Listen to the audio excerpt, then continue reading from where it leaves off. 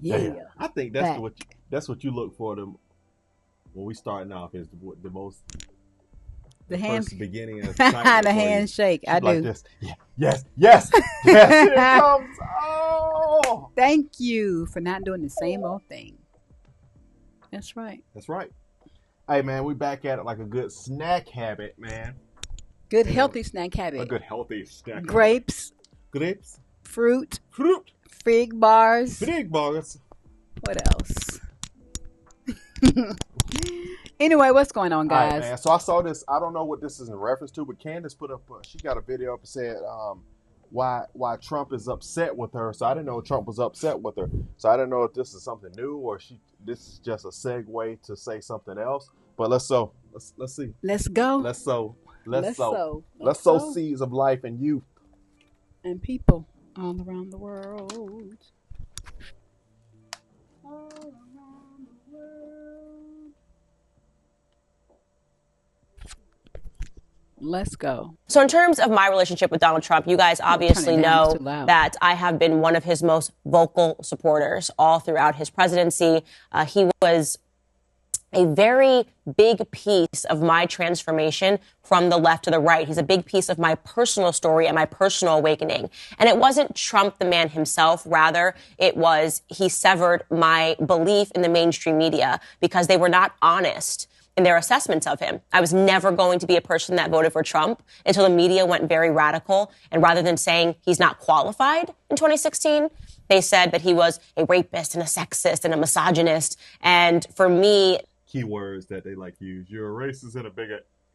I know, babe. You say this every video just about. That seemed like an overkill. And I thought to myself, okay, he can't be all of these things magically. He's been in the public sphere for a very long time. I began to sort of look beneath the surface and was shocked at what I found. I discovered that the mainstream media does routinely lie to us. In fact, not routinely. They are basically always lying to us to protect their own interests. So I was a vocal supporter of Trump, and I was hopeful that Black America could see through the lies that the mainstream media was putting upon them, trying to make us believe that he was a racist. And Brexit then came out of that. And so I'm very grateful for Donald Trump, and I'm very grateful that he was president of the United States. And I've been honored that I've been able to be on stage and honor him as the then president when he was the sitting president. Something toward the end of his presidency, I think, shifted. And it wasn't necessarily his fault. Obviously, COVID was a scam that was put upon the entire world. And I was a vocal critic of the COVID era. I was the first, and I stayed consistently. I really was the only in the beginning that thought that there was something fishy about the lockdowns. I vocally critiqued Trump and said that it was the wrong move for him as a sitting president to go through with a federal shutdown. Don't forget, he shut down. There was a federal shutdown for 2 weeks. And I understand that there was a lot of pressure on him. So I'm not saying this as, oh, how could he have possibly done this? When the entire world is telling you that there's a new virus and that virus can potentially kill everybody, which is what the mainstream media was saying, and that was being reinforced by Big Pharma. That was, but they dropped that, boy, that was, I ain't gonna lie to you, it still was like, oh my goodness. Yeah, that's what I was just sitting here thinking about, and his views kind of like on it. Go ahead, I want to hear what she has to say. And the quote unquote experts. It's very easy for me to sit back on my Twitter account as I did and say, do not shut down the government. Easier said than done when you're in that position and potentially dealing with the idea that a decision that you could make could lead to an incredible amount of human loss. But I did say it, and I remember at the time I was talking to other conservatives. You know, we all know each other, prominent conservatives, and they would say, I really agree with you on this, but, you know, we have to stand by Trump's side at this time.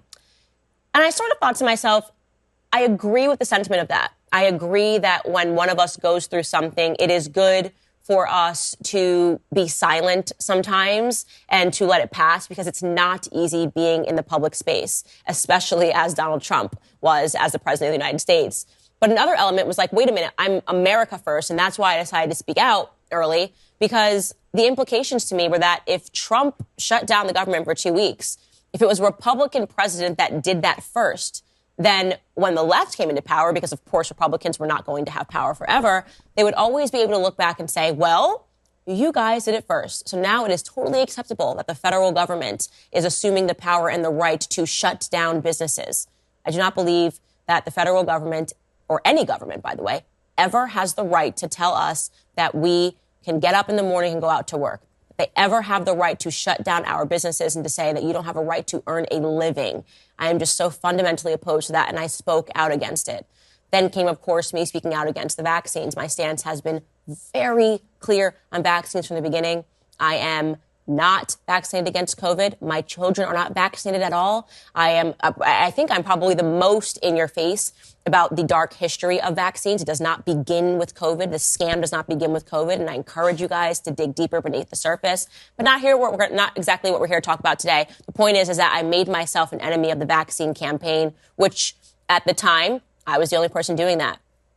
Fast forward to this show and me having an opportunity to sit down with Trump in 2021, and I talked to him about the vaccine. You know, I wanted to have this conversation with him and to see exactly what it was that he was thinking. And I want you to listen to that clip from our previous interview. Here it is.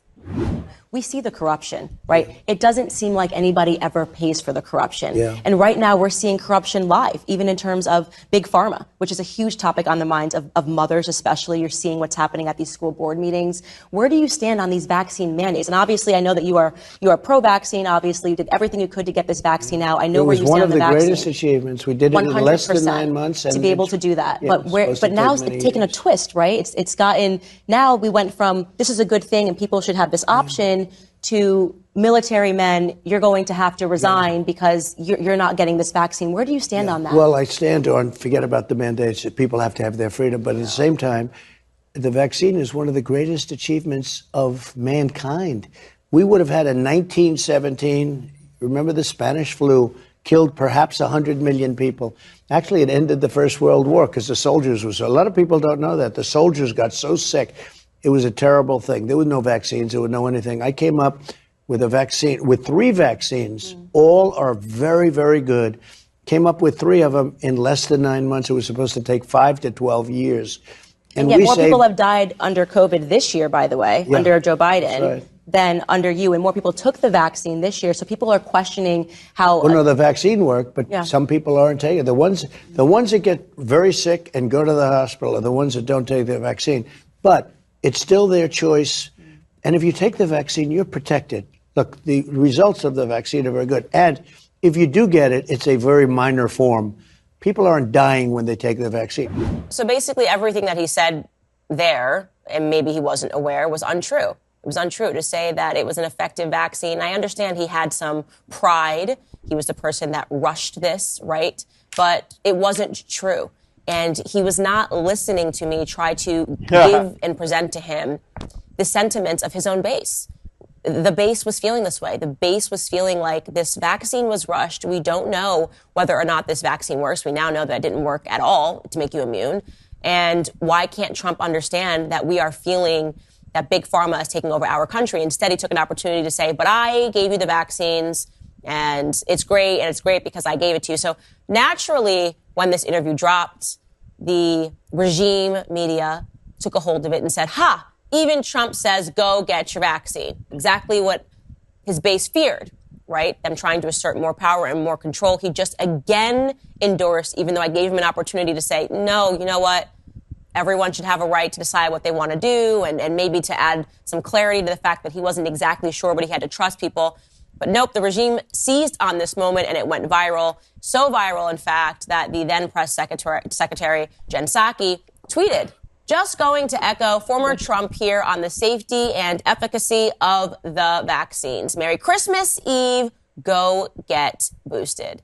So imagine that they're using Trump against his own base in that moment to say, go get your vaccines. Even your king, that was kind of her. She's being tongue in cheek here, obviously. Even your king says it's great and all of you guys are dumb if you don't get it.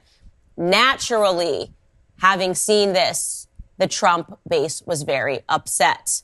In fact, I started getting inundated. This was trending on Twitter at the time. I started getting inundated with people that were essentially saying to me, Candace, Trump has turned his back on us. Trump is now shilling for big pharma. Trump is probably getting kickbacks at one point, they were saying. He's probably getting kickbacks from Pfizer or Moderna. That's the only reason he would possibly be ignoring everyone that's speaking out and saying that they're being injured from the vaccine, people that are saying that they're going to lose their jobs, going to lose their livelihood.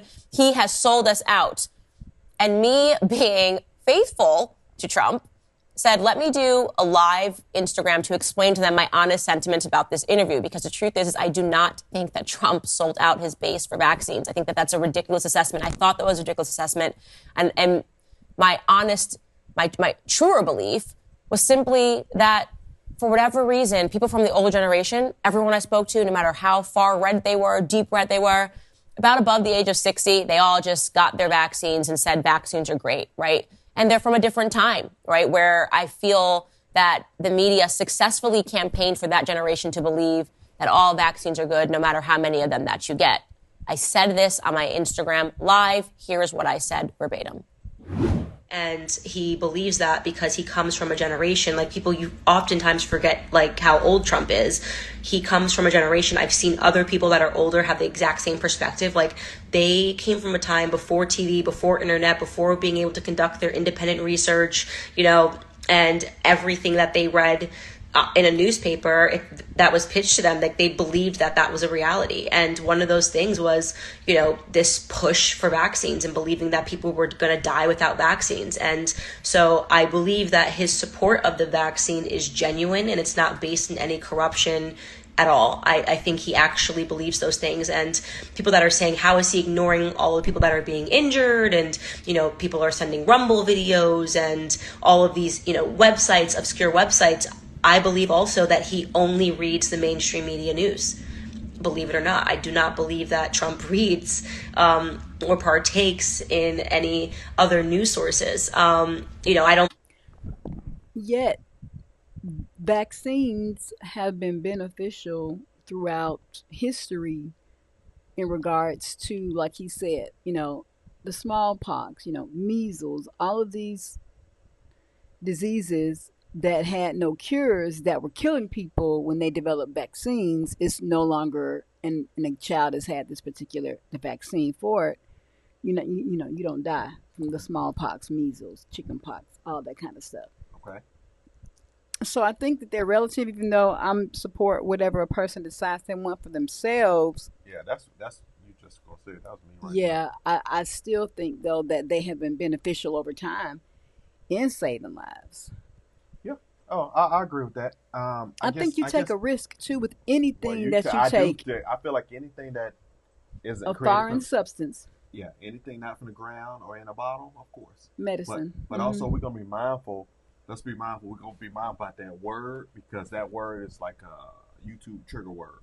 So we're gonna say the boop boop, not the.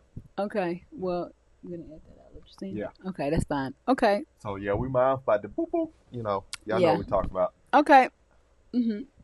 Believe that Trump is on the internet or that he's necessarily uses the web to try to find obscure websites. I think that he just relies on typical mainstream sources. So I don't think that there's anything evil going on there. I just wanted to say that because so many donors, supporters of his are kind of like questioning where all of this is coming from. And I think he just genuinely believes that.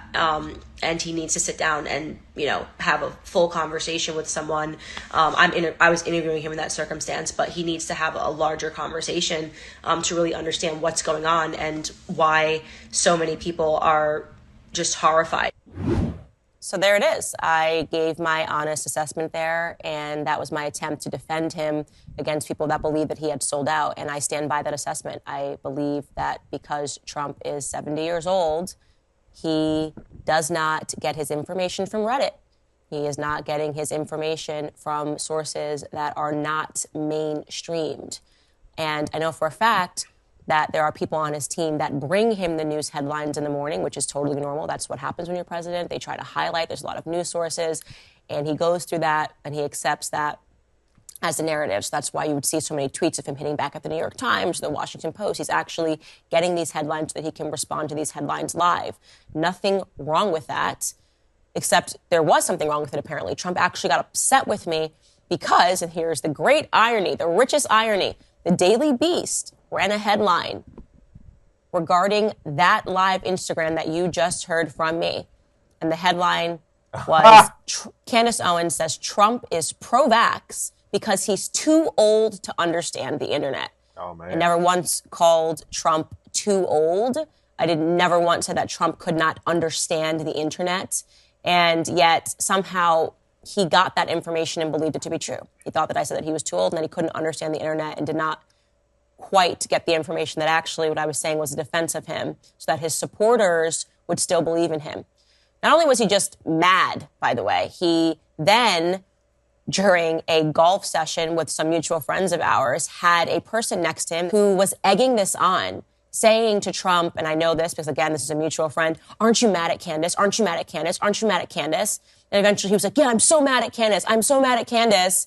And this got back to me that he was upset with me, that he was angry at me. And the next time that I saw him, he was quite rude to me. He was actually rude to me. I'm telling you this personal story because I think it is something that made me, for the first time, question him as a person. So you have an individual that spent years defending you, right? And that individual gave you a completely kind and fair interview. You said something yourself that your base didn't like, and you somehow transformed that into something that I did wrong. That's unacceptable. That is not being a leader. That is not owning things that you did wrong. That is not owning that you misunderstood something about your base. That's not growing. That's not developing. In fact, he should have tried to understand why the base was so upset with him, which would have led into the fact that his base is not pro-COVID vaccine. It's that simple. I understood that. I could have told him that. But at that moment, I realized that he's not listening. Who is this guy next to him trying to egg him on to be angry at me for trying to defend him, to say that he's not a shill, to say, no, actually, I think that he genuinely does support the vaccines. He did genuinely support the vaccines. So all of this going on made me, again, question him if he was becoming too angry, which is to say that when Trump went into the election in 2016, he was having fun. Right? He was naming people, giving them fun names, enjoying the base, having a good time. I would even say in 2020, you could feel the energy. It was electric. I think after the 2020 election and because of the shock of all the things that happened and the answers that we never really feel that we got, this like sinking realization that we might be actually losing our country, I think that it pushed him into an angry space where he doesn't trust anybody, where he doesn't listen to anybody, where he's almost likely to believe that everybody's trying to turn their back on him and stab him in the back. And again, I don't believe that that's leadership, but I never spoke on that because I thought to myself, I think that that's a lot of ego that Trump is having right now, but maybe I'm being egotistical. Maybe me even speaking out about this is me being offended and butthurt that he was so rude to me. He was so rude to me on the basis of what he said. But after time, I've realized that no, these discussions that everybody is having, these conservative influencers are having behind Trump's back should be also had with the public as well. You have a right to know that. You have a right to take that information and judge it as you will. And to question whether or not there has been a change in Trump. How could there not be? How could you suffer a defeat and know in your heart that a lot of things that happened regarding that defeat were wrong, even if you don't believe that what happened in Maricopa County during the election was fishy? I do personally believe that. You at least believe that the Hunter Biden laptop suppression led to different results in the election. Of course it did. Many people said that if they had known that that laptop was real, they would have voted differently. So he has every right to be No, go ahead. Oh, okay. angry. But if you stay at a place of anger, right, you are ignoring everything that is going on around you. You're no longer looking and assessing things in the way that you should be assessing them because you're holding on to this almost vengeful spirit, right? That is the question that I've had with Trump. Is he going to get over the trauma of the election of 2020 and begin to paint a vision for 2024? What is his vision for 2024? Is it, I'm back? Because that's not a vision to me. It needs to be more than I'm back, right? And I think that what's happening behind closed doors, people believing that they're not sure who he's listening to. Maybe there's a paranoia potentially that's setting in, that he believes that his friends, now me, oh my God, how could you say I was too old? I read the headline on the Daily Beast. That's what she said. I didn't say that, right? If you thought I said that, you should have been a decent human being. You should have picked up the phone and you should have called me, right? Because that's what I would have done. I would have reached out to you, to clarify things. That's what it means to be a person. That's what it means to be a friend. That's what it means to be a colleague, not even a friend. What it means to be a colleague is to actually have relationships with people, to honor the relationships that you have with people that don't take place in the public sphere. But he didn't do any of those things. And I think that the MAGA movement is reflecting Trump. I think there is a trepidation that I'm sensing in Trump. And I think that that trepidation is evidenced by him taking a random swing at DeSantis last week. I don't think it was helpful, even though DeSantis won Florida handily. He's not running against DeSantis right now, right? DeSantis is running for governor. I know Trump voted for him and all of that's great. Why take a random swing, right? I think the base is feeling that trepidation. They're not sure who to listen to on endorsements. Do you listen to DeSantis? Do you listen to Trump? Or do we listen to these influencers? Are these influencers listening to DeSantis? Are these influencers listening to Trump? They're wondering about what the leadership looks like. And I think that I am not at all under any impression that Trump can't win in 2024. No. What I am saying is that Trump needs to take a good look in the mirror, and he needs to take a good look in the room, and he needs to read the room accurately. He needs to take a look at those that are around him that are inspiring this paranoia and making him believe that everyone's out to get him, including his friends. And he needs to exercise a tiny bit more humility when he gets something wrong. You know, I can definitely see how when you're in that type of environment, you know, you have so many people that's in your ear, so many people that's in your face. Yeah. You know, so many people that's just fake. Yeah. Let's just call it what it is. Just downright fake. Right. And I think sometimes it gets hard for people who float with those people to be able to discern. Yeah. That's why you truly need discernment, because you can play the game all day, put the game face on, do what you got to do, connect with those people that you got to connect with for the sake of whatever the grind is, but still have the discernment to know that this is what it is, and maybe they don't really have your true best interest at heart. You know what I'm saying? Yeah. Or you're I there don't for like straight business and not personal. ads and I don't like how certain things get put out there and they get misconstrued. But I am wondering though, like as far as vote wise, ABL, Anthony Brian Logan, shout out to his channel. He said that he would vote for him if he ran, but he said he don't think Trump should run because by him coming out and running could make people that are going to go right vote left just based on a little bit of extremism that comes from him. So I will say on that note, I understand. I agree with Anthony Bryan. If it's going to take away from the right and it's going to bring people to the left, then it could be something for him to reconsider. And like you said, she said, whatever, if he comes back in 2024, it needs to come back strong and not, making it great again or with the whole new mindset. It has to be brand new. With the whole new mindset, and hopefully he has the right people around that he's listening to, that can impart the genuineness and realness, and the expertise. Correct. Yeah. Trump is not perfect. I'm not perfect. I get things wrong. I edit. I say, thank you guys for bringing me this new information. I hadn't realized that. And there's still a period where he could transform. But I think the results of last night's election, which are still coming in, show that we aren't sure. Yeah, all right, guys, next portion of the show is going to be available exclusively on Daily Wire Plus. I'm going to be talking about my views on legalizing mushrooms, plus sharing a personal story about shrooms, as they're called in the street. So if you are not a member yet, go ahead and click the link in the description and subscribe right now. OMG. All right, so I want to just keep going on that. So I want whatever is going to keep the side that's for God, keep on moving. Keep it. I want them to stay. I want it to be on the side. Things to vote towards the side, towards the red, towards things that's more towards God. Mm-hmm. Because we got a lot of stuff that the other side is trying to, we had this, and then now we're trying to have the, the assassinations, the little ones, and So I want all the votes to go towards that's going to go against that stuff, and we don't want to take any kind of risk or anything that's going to hinder us going against those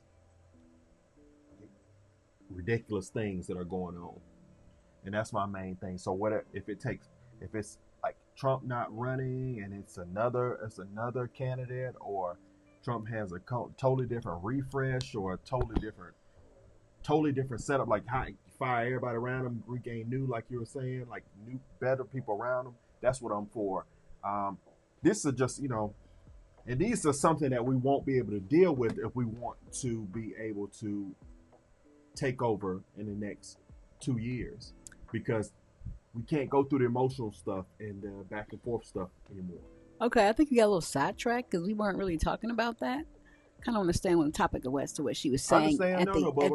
But what I'm saying about the standpoint of him in general and certain things that would need to change for the 2 years that's upcoming. I want to just address the fact of being edged on by somebody else, and then the information is false and it's not correct. I think it's just across the board for people to do our own homework, like she says. Yeah. And I just think if you have an alt with the person, go to the person directly. Yeah.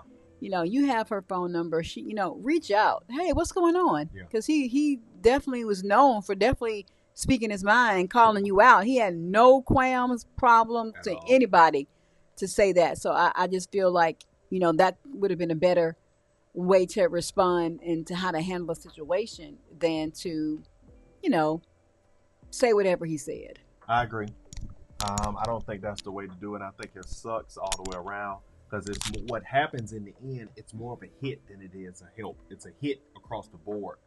So, and I guess if you just in regards to relationship building, because that's what she was saying pretty much in regards to relationship building, as you continue or as you grow and develop in careers and whatever the industry is, you want to continue to build relationships and not burn bridges. Correct. Yeah. So, no, I totally agree. This was pretty good. I didn't know. That was new. Yeah. That was new. But... And she didn't appreciate it. Yeah.